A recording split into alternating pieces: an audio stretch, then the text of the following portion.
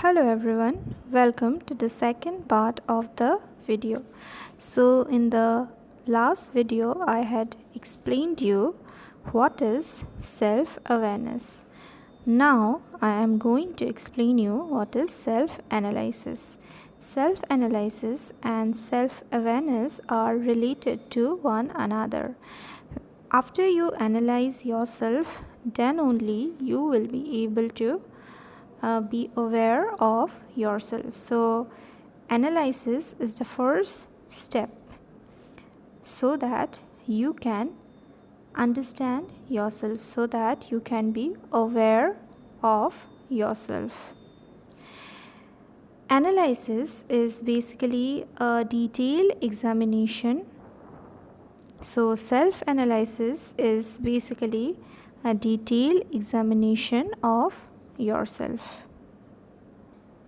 Self-analysis is a systematic attempt by an individual to understand his or her own personality without the aid of another person.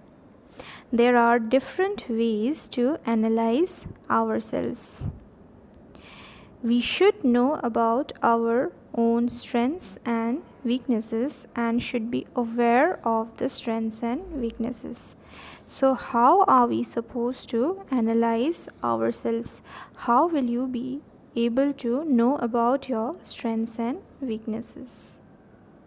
Once you examine yourself, once you try to examine yourself, then you will come to know about a lot of things about yourself.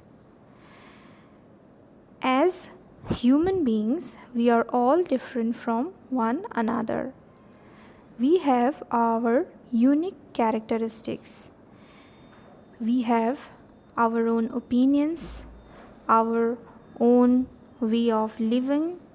We have our own perceptions, we have our own preferences, we have our own opinions, etc. And the differences in opinions, preferences, etc. makes us unique.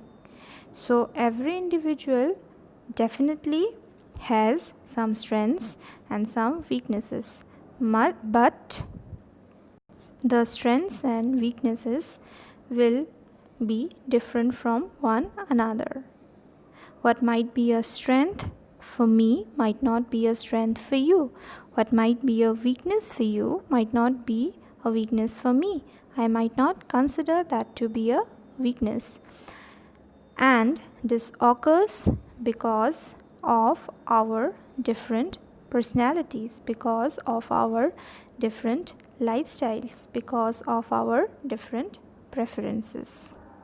Knowing ourselves, knowing about the strengths and the weaknesses, about the likes and dislikes will let us perform well in our life.